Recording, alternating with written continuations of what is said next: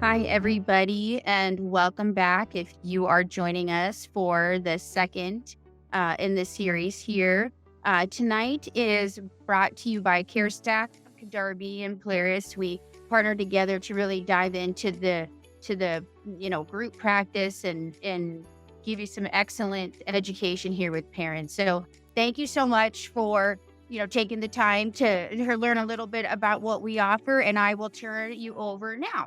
Thanks so much, Janina and Andrea and Kelsey and everybody else for joining us this evening. My name's Perrin Desport. I am one of the co-founders of Polaris, and tonight we're going to talk about the four primary challenges to building a successful group practice. Once again, thanks for our host for sponsoring this webinar and for promoting it and allowing us to share a little bit of our expertise with all of you in the audience. So a couple of disclosures, there really aren't any. I'm 50% owner of Polaris, and I am providing this to you with no commercial support. That is me and my background, which is predominantly in the distribution space. I've been an entrepreneur for the last 6+ years, co-founded a prior startup, and my partner DeWalker and I launched Polaris a little bit over 2 years ago. Polaris Healthcare Partners is a strategic consulting and M&A advisory firm, and we guide entrepreneurial dentists to build and exit successful group practices. We only work with group practices. We don't work with traditional solo practices, and we don't work with private equity-backed groups. For those of you in the audience, if you would like to download a PDF copy of this presentation, there's the QR code. You can stick your phone or iPad or other device up there, scan the QR code, put in your name and email address, I guess, and download the PDF of the presentation. There will be a lot of information, a lot of math, a lot of numbers, and hopefully a good bit of detail for you tonight. So I encourage y'all to use the QR code, and maybe we can even load up the link in the chat as well for those who join a little bit later. So the context around this second of 7 webinars, and really the context of the series altogether, is the thought around should you or should you not build a group practice? Even though that is our primary reason for being, if you will, I'll tell you that building a group practice is not for everybody, and it's certainly not for the faint of heart. For those that did join us on the last webinar about a month ago, I took you through a handful of different decision points, and one of the things I spoke about was something we call inflection points.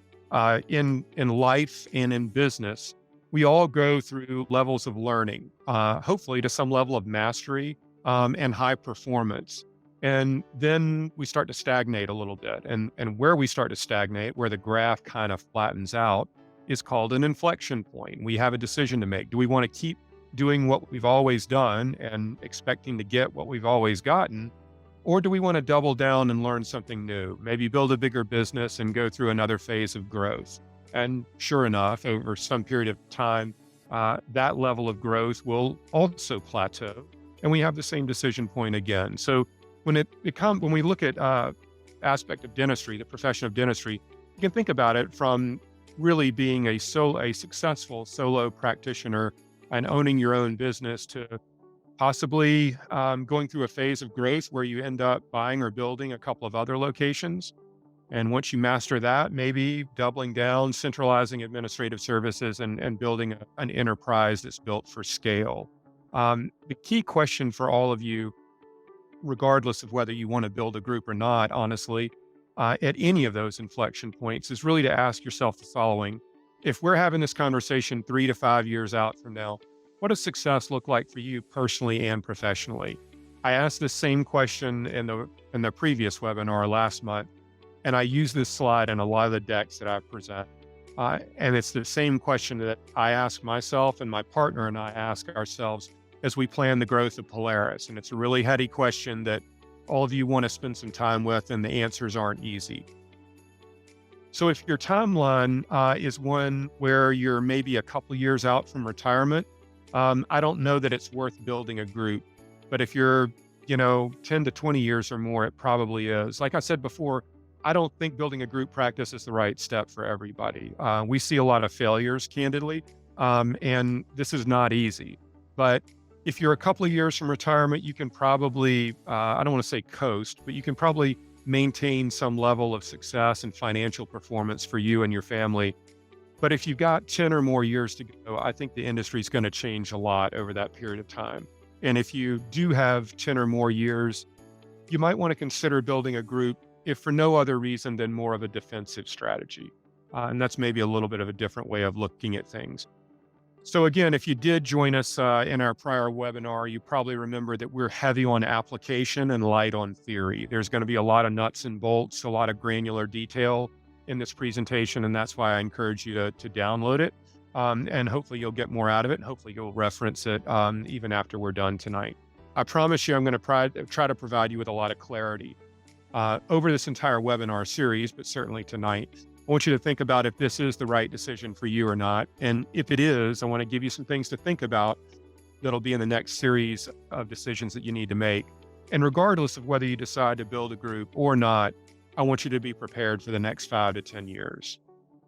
So the profession overall, like many others, this is not unique to dentistry, has the people that make up the profession of dentistry have a lot of mindsets, and they kind of center around what I call fears, failures, wins, and wants.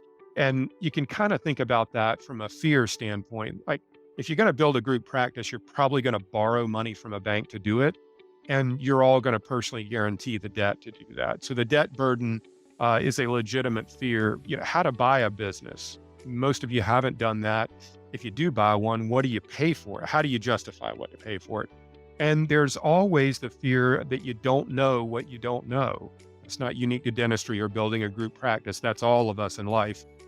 Failures, maybe some of you have acquired a practice and it didn't go well, or it underperformed.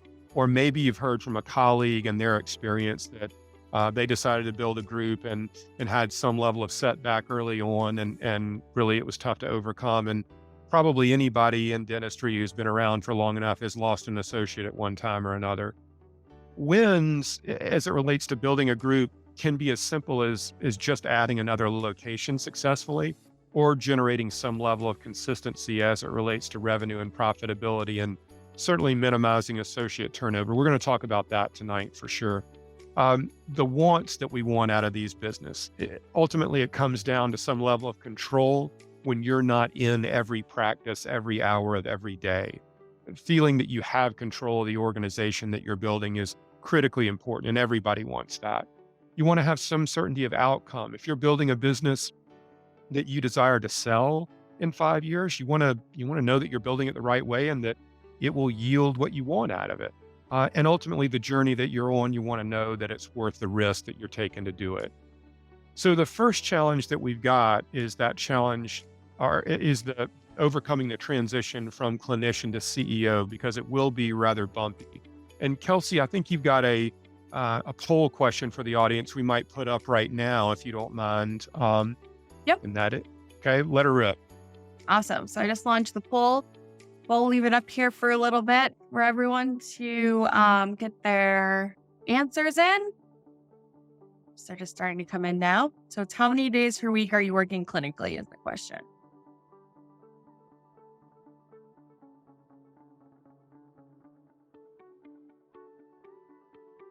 Just give you all a couple more seconds here.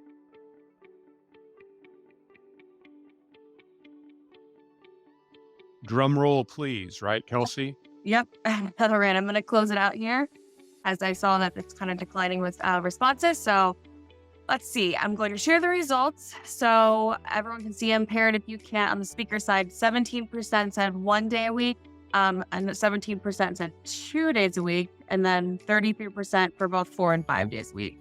Gotcha. Cool. Okay. So it is not unusual for people to build a successful practice and work in it 3 to 4 to 5 days a week. After all, you are the primary economic engine of that business. That is going to be progressively more of a challenge to do when you start building a group. So let's go through and kind of take a look at what some of that might actually entail in terms of that transition. So if you're going to build a group, not only does it need to perform clinically, but somebody's going to have to lead the group, and that someone's going to be you. if you are the founder of it.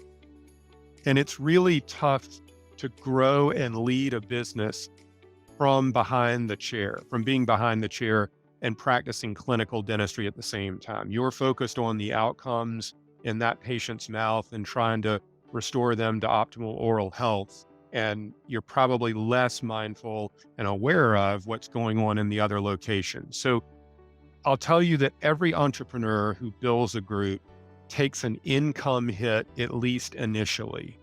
Now, how much that income hit is and how long it lasts is the real debate here. And I'm going to show you why that happens in just a second. And we're going to add a little bit of math to this. So there are a couple of points that you want to think about before we start crunching on some numbers. And the first I would ask you to consider is, what's the margin for error you have at home? And what I mean by that specifically is, if you have a successful practice, it generates a healthy amount of income for you and your family. Are you and your family living at a maximum expense structure based on what the income coming out of that practice is? Or do you have some buffer around your personal expense structure that, would allow you not to have to withdraw all funds from the practice as income? The next question is really, how quickly do you want to transition away from the chair? If you're working 4 days a week right now, going from 4 days a week to zero in one fell swoop is, I'll just say it's not realistic for a lot of reasons. And it's really more of a gradual transition. So thinking about how quickly you want that to happen is important.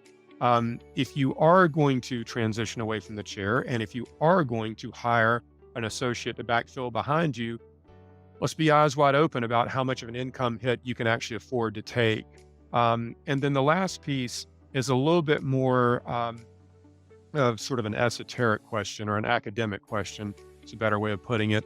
And that's, what's the marginal impact you need to make on your business in order to cover for that income dip? And I'll show you how to consider that in just a second too. So we call this the founder's dilemma. And here's what it looks like. This was taken from a model that we had for one of our clients. I kind of whitewashed the numbers to make it a little bit easy.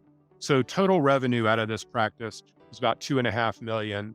And out of that 2.5 million, about 2 million or 80% of it was clinical collections. The other 500 was in hygiene.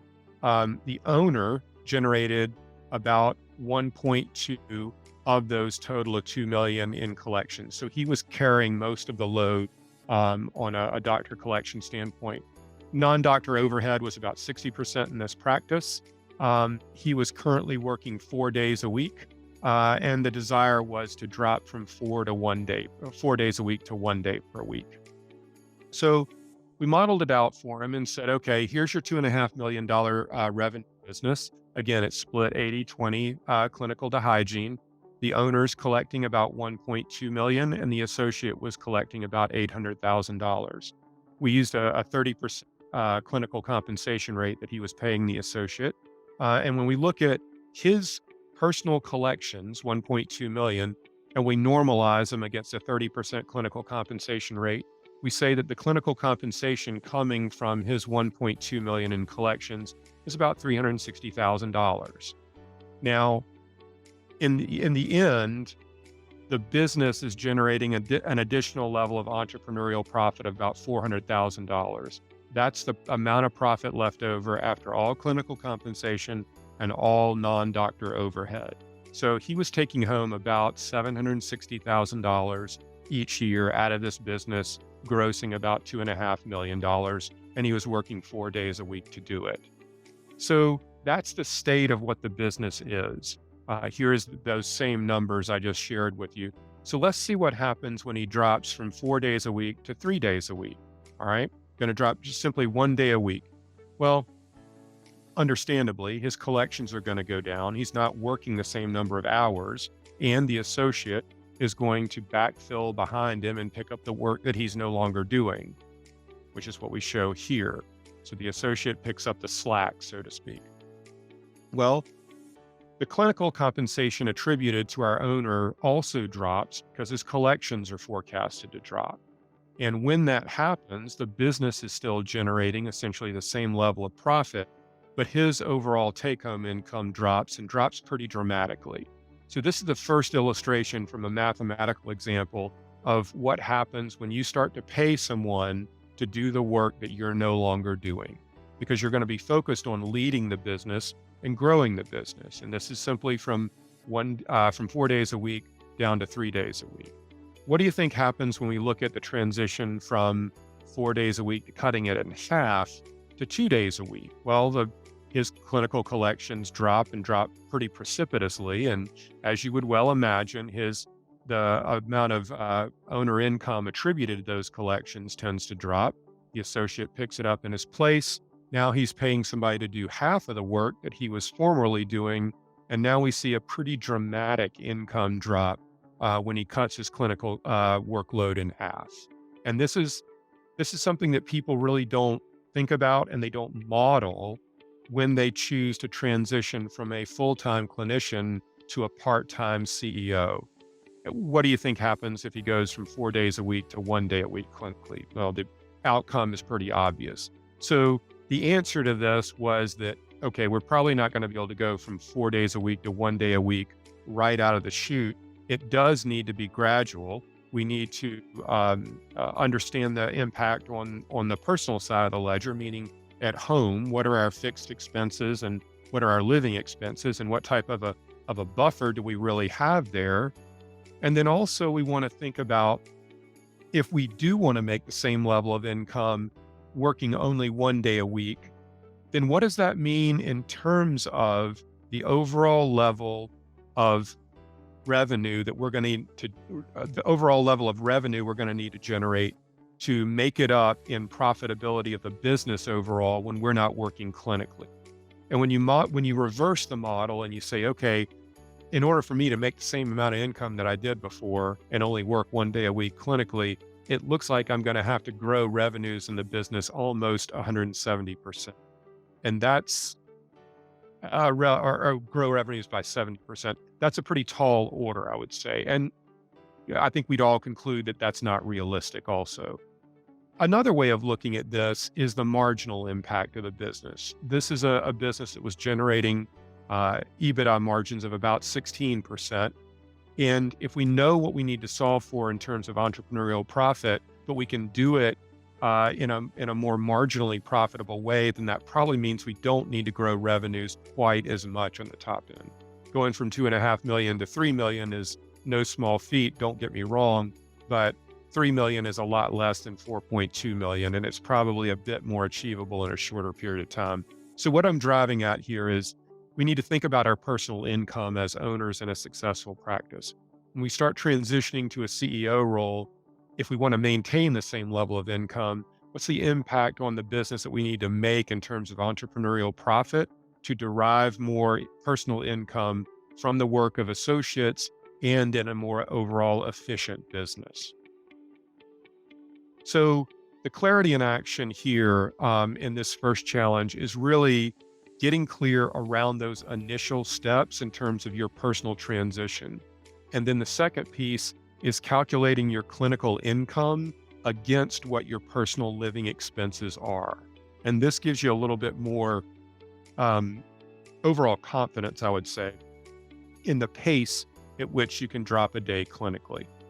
Now, the second challenge in building a group practice that we see most often is that you never buy a business to maintain it. Most of the people who are building group practices are choosing to grow through acquisitions. Some do what we call de novos or cold starts, but most of them are acquiring businesses. So if you do acquire a business, you really have to think about the ways you want to improve it. And I would impress upon you that you need to quantify those improvements. The big mistake that gets so many people into so much trouble so quickly is that they overpay for a practice because they don't really understand the difference between valuation methodologies when it comes to percentage of collections versus multiple of EBITDA. Most brokers are going to represent a seller, a solo practice seller, and the value of that business as a percentage of collections. If you're going to build a group, the group is going to be valued as a multiple of EBITDA, and that is not the same thing. Furthermore, they fail to generate improvements in revenue and or profitability, and their free cash flow goes in the tank. And again, I'm going to share with you some math that illustrates the point. So the symptom that we hear and the comment that we hear all too often is, how come I'm making less income now when I own 4 practices versus what I made when I only owned 1? How is that possible? Well, here's how it's possible. This is a very easy example to follow, and I'm going to walk you through it. So we've got a business that we own that generates a revenue of about $1 million. Again, it's split 80/20 clinical to hygiene, and it's running a 60% overhead rate. In that type of a business, the owner has pre-tax and pre-debt service income of about $400,000. So he or she is going to pay some level of taxes, and I just used a blended rate of about 25% here to show the tax impact.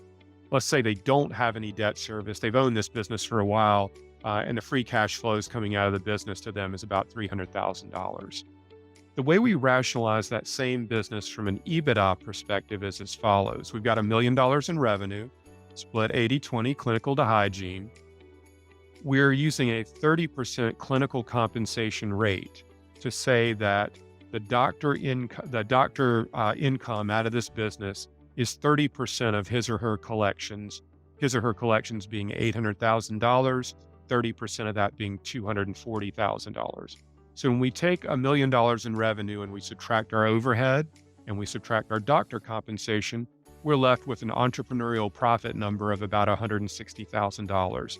That's a close enough approximation of EBITDA for this example to get us close here and illustrate the point. So this is a business that's generating an EBITDA margin of about 16%.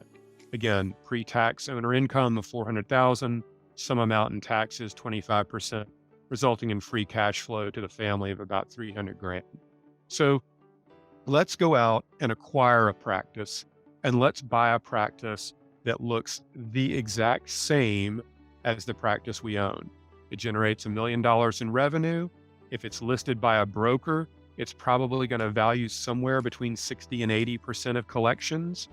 So we're going to use 80% of revenue in this situation as a valuation number, or we're going to buy the business for $800,000. This business, just like ours, is split 80/20 clinical to hygiene, running the same 60% overhead rate and having the same doctor compensation rate of 30%.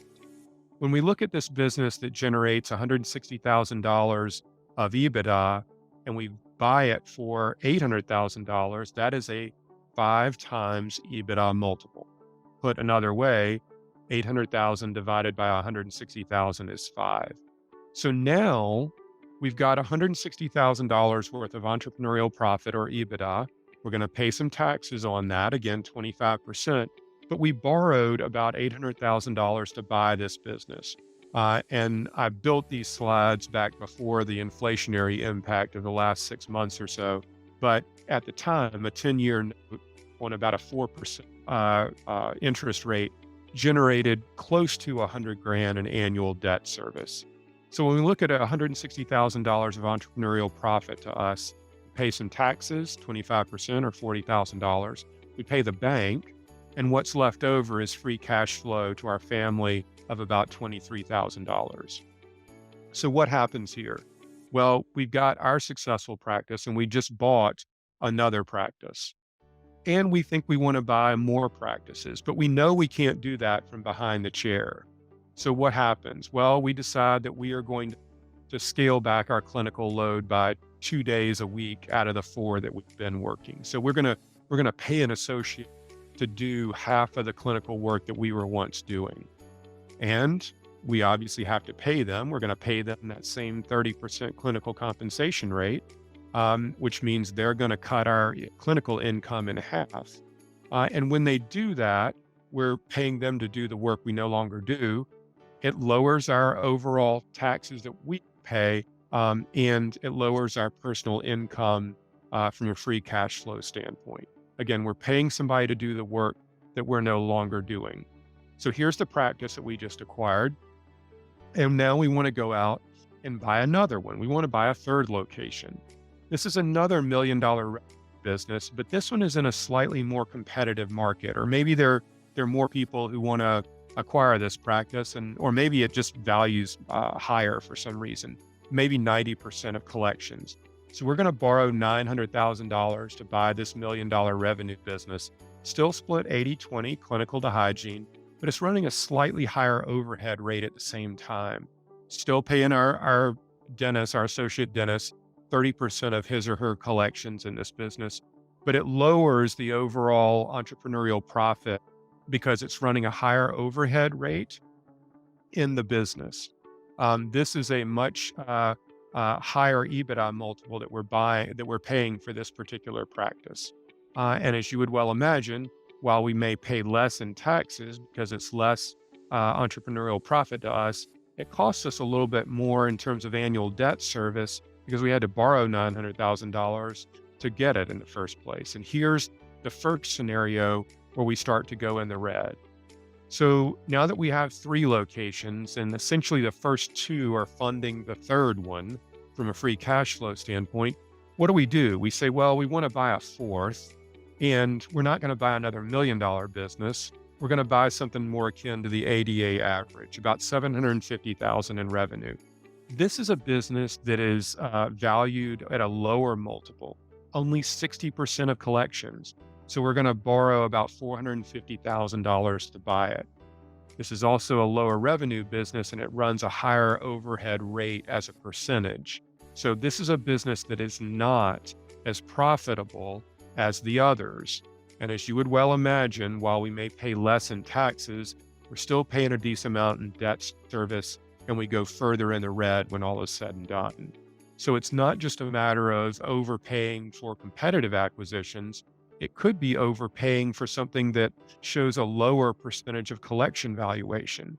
And the reason is that business generates less cash flow. So this is a scenario where when we add it all up, we now go from 1 to 4 locations. So we got 4 times the revenue and 4 times the chaos and 4 times the number of locations. But when we compare it to the initial practice that we had that was debt-free and generated a nice income for us and our family, we're making about 30% less in terms of total income. And this is not an unusual scenario for people to experience when they buy businesses and they're not mindful of the free cash flow impact and how the debt service plays a significant role in that. And if they're not ready to see their income dip a bit, this can create massive problems at home. And that is exactly what you see play out on the far right-hand side. So here's some application for you. For one, it goes without saying that you want to get an accurate valuation of the practice, and you want to understand it from not just a percentage of collections, but a multiple of EBITDA standpoint. You really want to define your what we call target acquisition profile, meaning what type of practice you're looking to buy, and you want to quantify the improvements. And when I say improvements, I mean revenue generation and cost containment. You should be doing both. And obviously, you want to be able to forecast your free cash flow after debt service and after taxes. So hopefully this is helping you gain a little bit of clarity around the difference in valuation and free cash flow overall. And really the action for you is to define what you're looking for or not looking for in a practice to buy, and then your potential areas of positive impact.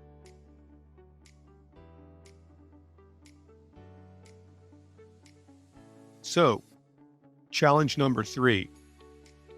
If everybody has either listened to our podcast or read some of the blogs we write or seen some of what we share from the stage, or maybe even other webinars at different points in the past, you'll know that associate turnover is the number one problem of every group practice.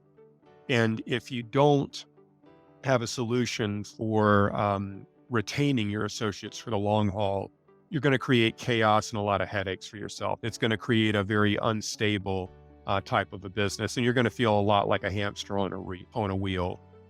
This is the biggest problem in all of group practices. It doesn't matter if you have 2 locations or if you have 2,000 locations. The principle is really the same. I would also tell you that when you're trying to replace associates, you're competing against professional recruiters. And I think you're going to have in the coming years a lot of opportunities to recruit associates for a number of reasons, but you need to be prepared for that. So let's talk about young dentists entering the workforce. The ADA and the ADEA has done a lot of work in both of these scenarios. And according to some of the Health Policy Institute think tank from the ADA, the increase in the number of dentists per capita over about the next 15 years is going to go up almost 10%. That's the number of dentists per 100,000 in the population. So you have more dental schools right now. There are more people entering dental schools, and there are more graduates coming out of it. And then the number of dentists is going to increase steadily over those 15 years. That being said, a lot of them are now mind ready to join a group practice or a DSO. And when the American Dental Education Association asked the graduating seniors 5 years ago, how many of you plan to join a group practice or DSO? Only about 12% responded affirmatively 5 years ago. Last year, that number was 30%. So the mindset, if you will, is changing and changing rapidly amongst those graduating from dental school. We've all known about, educational debt and student loans that a lot of these kids are bringing with them. But as of 2020, that number was almost $305,000.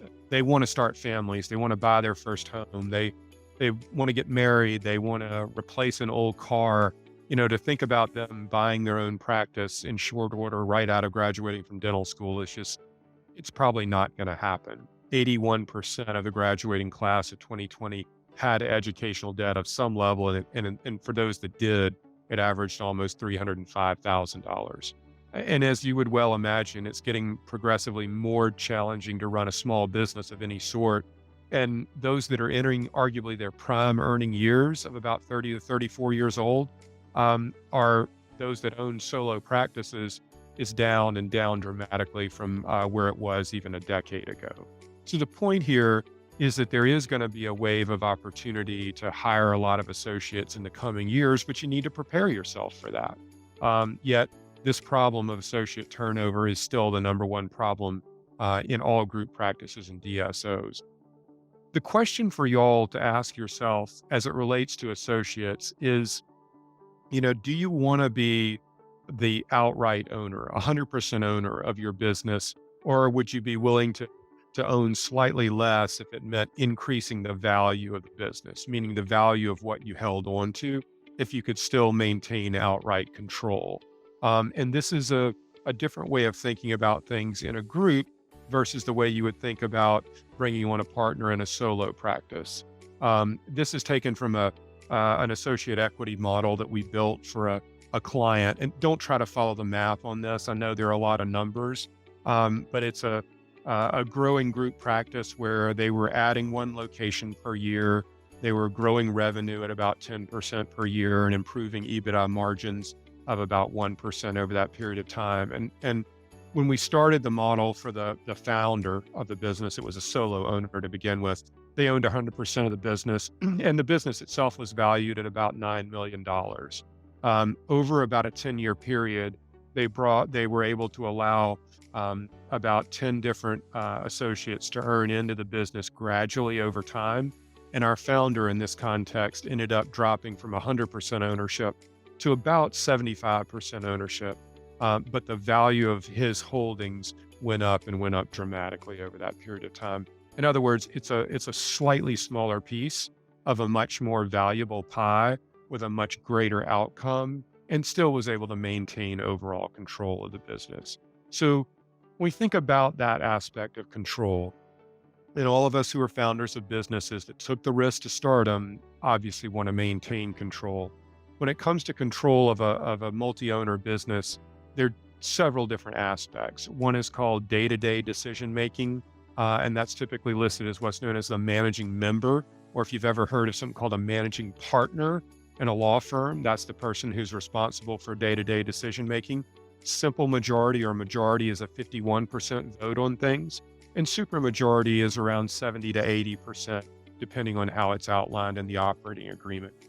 it's really important to understand provisions for control if you're going to allow other people to either buy in or earn into the business. What is the associate looking for? They're they're simply looking for a seat at the table and the ability to share their opinion, for their voice to be heard.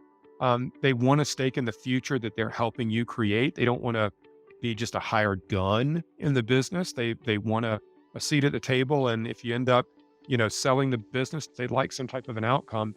And they also want to belong. They want to feel like they have a point of stability, and as a partner, that mindset goes a long way. So gain clarity around your biggest challenge, which is recruiting and retaining associates, and think about your control of the business and the ownership that you have in it. And then the action step is really to decide for yourself if you want to keep it small and keep it all, or if you're willing to own a slightly smaller piece of a much larger pie. The fourth challenge around building a group practice is really all about banking. And all of us that have a successful practice probably borrowed money from a bank to buy it or build it initially. Banks love lending money to dentists because they never default. Y'all are probably the lowest credit default rate risk of any profession out there, less than 1% in a solo context. I'll tell you that the default rate risk goes up a lot when you start building a group practice, and banks know that. But when you're buying your first practice, everybody looks for the lowest rate. They're all 10-year terms. So whoever's got the cheapest cost of money is who we end up going with. The false assumption is that you assume the bank will continue to lend to you at that rate forever, and they won't. Most of the lenders you're accustomed to working with are going to max out around 2 to 3 locations and around $2 million of total loan exposure. We call that the debt funding wall.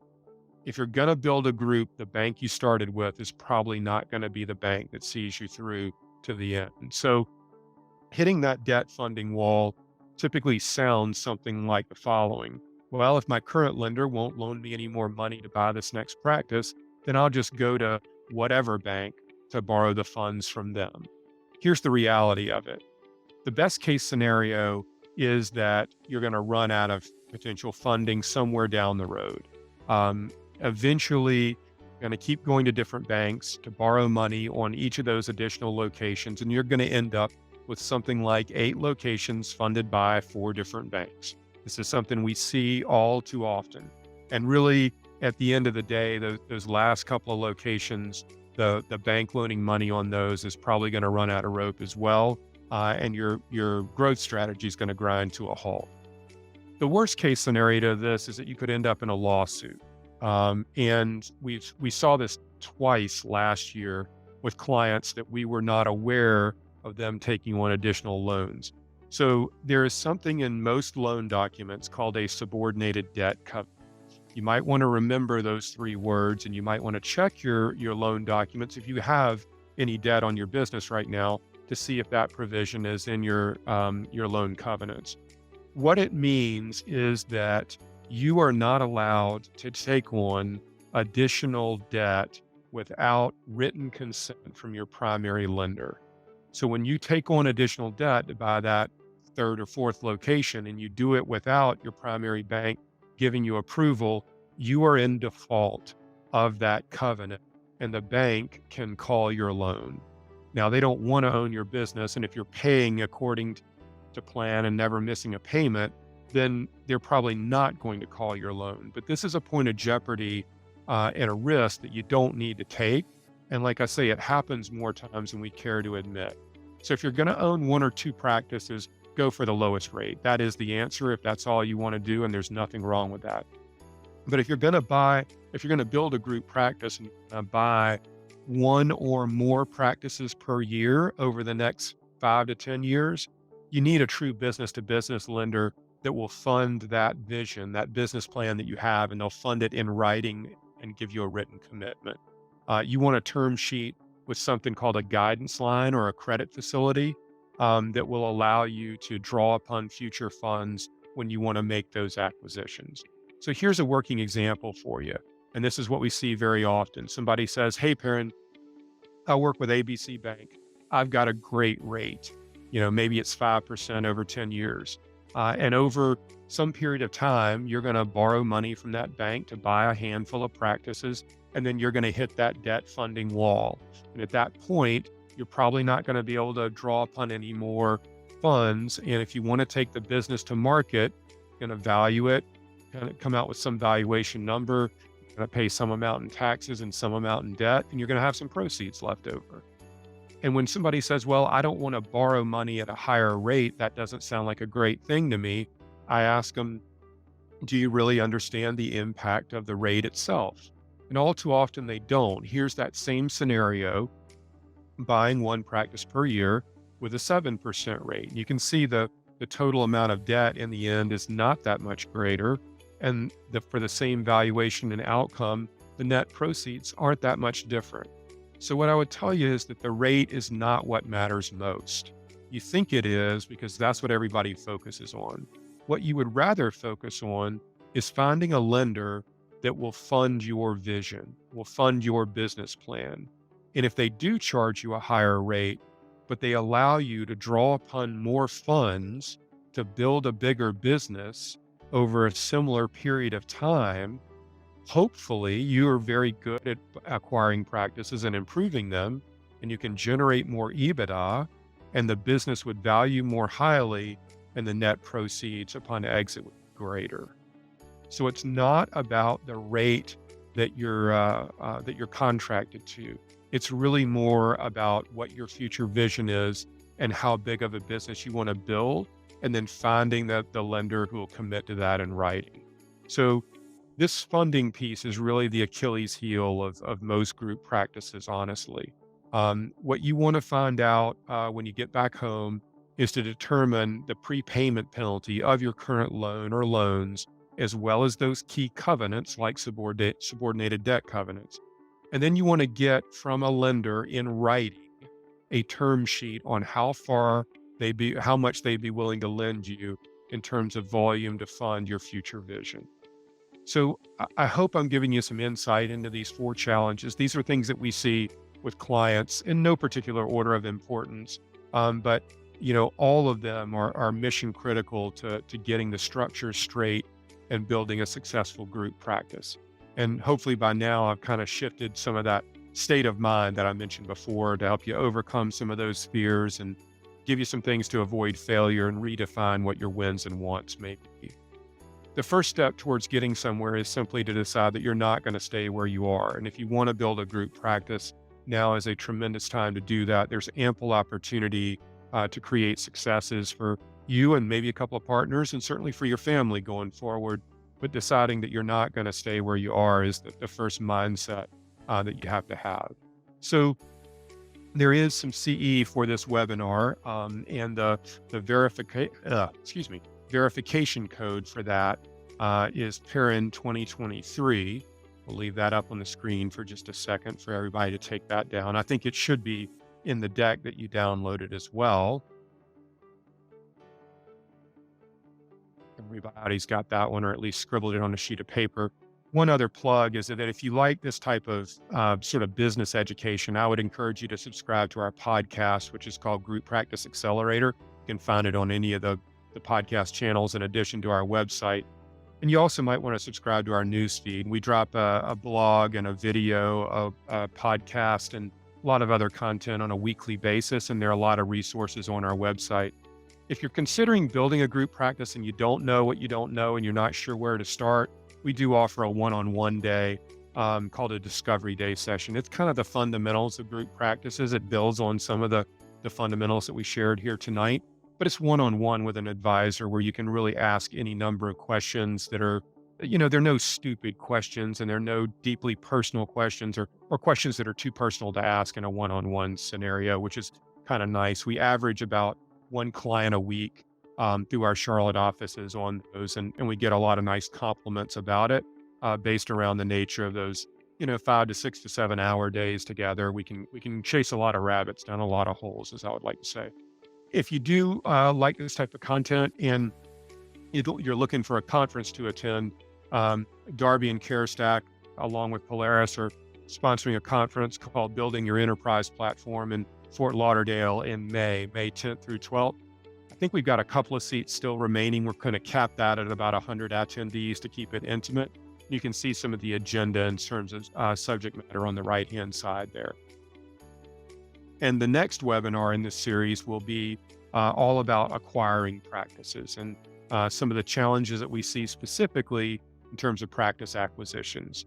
So I'm going to open this up to questions and answers now. Kelsey, if we've got any, and I'll load the QR code for the presentation for those that may have missed it. Or if you're interested in talking with me about anything else, you can book a call directly off of that QR code on the right. Kelsey, do we end up with any questions from the audience or anything I can answer in our remaining time?